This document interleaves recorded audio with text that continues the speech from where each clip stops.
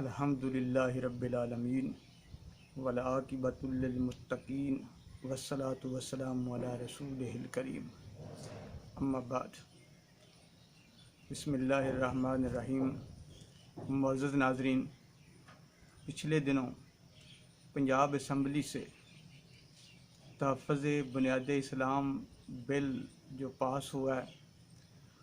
وہ ایسے کوئی حادثاتی طور پر پاس نہیں ہو گیا۔ اس کے پیچھے ایک بڑی طویل جد و جہد ہے، اس کے پیچھے ایک بڑی لمبی جد و جہد شامل ہے۔ آپ کو یاد ہوگا کہ 80 اور 90 کی دہائی میں جب شیعہ اور سنی فسادات اپنے پورے عروج پہ جا رہے تھے اور ہر طرف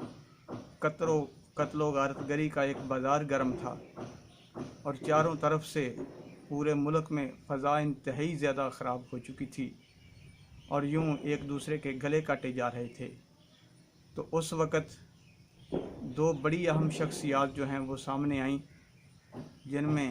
محترم جناب قاضی حسین احمد صاحب رحمۃ اللہ علیہ جو اس وقت جماعت اسلامی پاکستان کے امیر تھے، اور مولانا شاہ احمد نورانی صاحب رحمۃ اللہ علیہ جو اس وقت جمعیت علماء پاکستان کے امیر تھے۔ انہوں نے مل کر تمام مکاتب فکر کو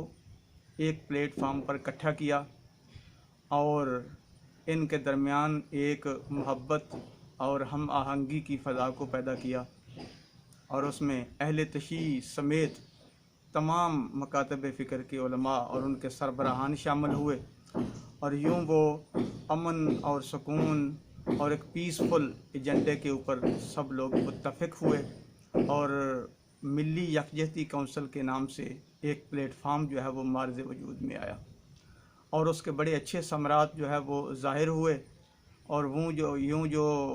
فرقہ وارانہ فسادات بڑی تیزی کے ساتھ آگے جا رہے تھے وہ کافی حد تک کنٹرول ہوئے، کافی حد تک ان پہ اوپر قابو بھی پایا گیا، اور یہ اتحاد جو ہے وہ بڑا بے مثال ثابت ہوا۔ اور اس کے بعد 2002 میں اسی اتحاد جو ہے اس کو متحدہ مجلس عمل کے اندر تبدیل کر دیا گیا، اور پھر اس اتحاد نے مشترکہ طور پر انتخابات میں بھی حصہ لیا، اور ان انتخابات میں متحدہ مجلس عمل جس میں تمام مکاتب فکر کے لوگ شامل تھے، بڑی تعداد کے اندر ان لوگوں نے الیکشن بھی جیتے اور وہ اسمبلیوں میں پہنچے، اور یوں ایک امید پیدا ہو گئی تھی کہ اسلام جو ہے اس کے غلبے کا شاید ٹائم جو ہے وہ بڑا قریب آ گیا ہے، اور ہم بڑی امید لگائے بیٹھے تھے کہ اللہ تعالیٰ ان سب کی کوششوں کو جو ہے وہ بروئے کار لاتے ہوئے ایک بار پھر اسلام کی نشاط ثانیہ کا جو عمل ہے وہ اس وقت دنیا کے اندر ظاہر ہونا شروع ہو جائے گا۔ لیکن افسوس کی بات یہ ہے کہ کچھ عناصر نے اس اتحاد کے اندر دراڑیں ڈالنے کی کوشش کی، اور یہ اتحاد جو ہے وہ زیادہ عرصہ پھر نہیں چل سکا اور یوں ٹوٹ پھوٹ کا شکار ہوا۔ اور اس کے بعد پھر جو ہے کچھ درد دل رکھنے والے محب وطن علماء نے ایک بار پھر کوشش کی کہ دینی جماعتوں کا اتحاد جو ہے وہی فرقہ واریت سے نجات بھی حاصل کر سکتا ہے، اور پورے ملک میں جو ہے وہ امن و سکون کی فضا بھی پیدا ہو سکتی ہے۔ تو ان میں محترم جناب مولانا فضل الرحمن خلیل صاحب انہوں نے آگے بڑھ کر ایک بار پھر جو ہے وہ علماء کو اکٹھا کرنے کی کوشش کی، اور انہوں نے تمام مکاتب فکر کو پیغام پاکستان کانفرنس کے نام سے جو ہے وہ جمع کرنا شروع کیا، اور وہ بڑی حد تک اس میں وہ کامیاب ہوئے۔ ان میں محترم جناب مفتی تقی عثمانی صاحب، محترم جناب مفتی منیر الرحمان صاحب، مولانا فضل الرحمان صاحب، پروفیسر ساجد نقوی صاحب، پروفیسر ساجد میر صاحب، سارے لوگ جو ہیں وہ جمع ہوئے اور پیغام پاکستان کانفرنسیں منعقد کیں، اور اس میں ہزاروں کی تعداد میں علماء جو ہے اس میں شریک ہوئے، اور یوں ایک بڑا مضبوط پلیٹ فارم بنایا گیا تاکہ ملک میں فرقہ واریت کو ختم کیا جا سکے، اور یہ جو مسلکوں کی آپس میں جو ناراضگی اور آپس میں ایک دوسرے کے خلاف نفرت انگیز جو مواد کچھ جہالت کی وجہ سے پیدا کر دیا گیا ہے، ताकि उसको ख़त्म कर दिया जाए। और उसी कोशिशों को आगे बढ़ाते हुए फिर इन सब लोगों ने मिलकर एक तहफ़्फ़ुज़ बुनियाद इस्लाम बिल जो है वो तरतीब दिया, और उसमें बड़ी जद्दोजहद की गई और उसमें बड़ी कोशिशें की गई, और बिल आखिर वो पंजाब असम्बली के अंदर वो बिल जो है वो पास हुआ, और उसके अंदर सब लोगों के दस्तखत हैं, सब लोगों का उसके ऊपर इत्तेफाक है। लेकिन ये एक बड़ी कोशिश थी और ये बड़ी बारावर साबित हुई। लेकिन एक बार फिर उस कोशिश को सबूताज करने के लिए जो है वो कुछ अनासर हरकत में आ गए और बिल पास हो चुका है, लेकिन अब उसको अमली तौर पर नाफिज करने में बहुत ज़्यादा रुकावटें जो हैं वो डाली जा रही हैं, ताकि इस मुल्क के अमन को जो है वो तबाह बर्बाद कर दिया जाए। और आज फिर उसी बिल को, जो मुत्तफ़िका बिल था, उसको मुतनाज़ बनाने के लिए बेशुमार कोशिशें की जा रही हैं, और छोटी छोटी बातों को बुनियाद बनाकर जो है वो उसको तकसीम किया जा रहा है। और इतना ज़्यादा उसके नतीजे में मैं समझता हूँ कि ये फसादात पैदा करने की कोशिश की जा रही है, और ये एक ऐसी आग लगाई जा रही है कि अगर इसको कंट्रोल ना किया गया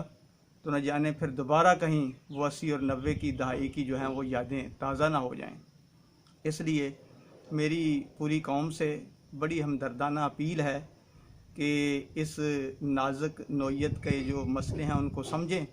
और अपने जज्बात पर काबू रखें, और छोटी छोटी बातों के ऊपर मुश्तइल होकर एक दूसरे की तकफीर मत करें। अभी मुझे बड़ा अफसोस हुआ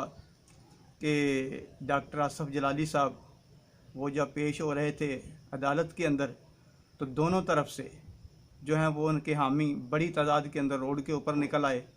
और एक दूसरे के ख़िलाफ़ तकफीरी नारेबाजी कर रहे थे, एक दूसरे के ऊपर कुफर के फतवे जो है वो लगा रहे थे, और एक दूसरे को दायरा इस्लाम से ख़ारिज करने की कोशिश कर रहे थे,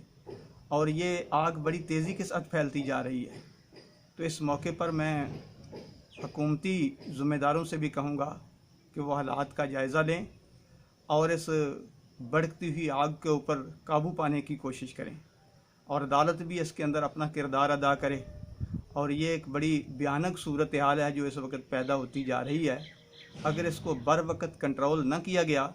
तो ये आग इतनी ज़्यादा फैलेगी जो पूरे मुल्क को अपनी लपेट में ले लेगी, और यूँ पुरानी यादें जो है वो ताज़ा होनी शुरू हो जाएंगी जो 80 और 90 की दहाई में शिया सुन्नी फसादात की सूरत में ज़ाहिर हुई, और उसमें सैकड़ों हज़ारों लोग जो हैं वो मौत के घाट उतर गए। जगह जगह पे धमाके, मसाजिद के अंदर धमाके, उलमा का कत्लेआम। ये एक ऐसी खून रेज़ी है कि ये इस्लाम को भी बड़ा जो है वो नाकाबिले तलाफ़ी नुकसान पहुंचाती है, और हमारे मुल्क को भी अंदरूनी तौर पर इतना कमज़ोर कर देती है कि वो कौम, वो मुस्लिम कौम जो मुत्तहिद होकर कुफर और तागूती ताकतों के ख़िलाफ़ लड़ने का जज्बा रखती है, जब वो आपस में लड़नी शुरू हो जाती है तो फिर वो यही सूरत हाल पैदा हो जाती है कि वो ज़िल्लत और तबाही के अमीक गड्ढे में जा गिरती है। तो इस वक्त दोबारा ये सूरत हाल जो है वो पैदा होती हुई नज़र आ रही है। तो मैं आवाम से भी इल्तिमास करता हूँ कि जो लोग शर्त पसंद अनासर इस आग को भड़काने में अपना किरदार अदा कर रहे हैं, उन पे कान न धरें, उनकी बातों में ना आएँ, और इंतहाई छोटी छोटी और मामूली बातें हैं जिनको बुनियाद बनाकर जो है वो एक दूसरे की तकफीर की जा रही है। तो मेरी अदालत से भी गुजारिश है कि वो इस मसले का फौरी तौर पर नोटिस ले और इस बढ़ती हुई आग के ऊपर फौरी तौर पर कंट्रोल किया जाए, कानून उसके लिए हरकत में आए, हुकूमत भी अपना किरदार अदा करे, और जो दर्द दिल रखने वाले उलमा हैं वो भी अपना किरदार अदा करें, और ख़ुसूसी तौर पर जो आवाम हैं वो ऐसी बातों पर कान मत धरें, क्योंकि ये इंतहाई फरूई और इंतहाई जो है वो छोटी नौइयत के मामलात हैं जिनको बुनियाद बनाकर एक दूसरे के ख़िलाफ़ जो है वो नफ़रत अंगेज़ बातें जो हैं वो की जा रही हैं। तो मेरी तमाम लोगों से इल्तिमास है कि इस मसले पर ठंडे दिल से इस पर गौर करें और इसके ऊपर इश्तियाल में आने की कोई ज़रूरत नहीं है। अल्लाह ताला से दुआ है कि अल्लाह ताला हमें इस पैगाम को समझकर बहसीयत मुस्लिम जो है वो अपना किरदार अदा करने की तौफीक अता फरमाए। व मा अलैना इल्लल बलाग।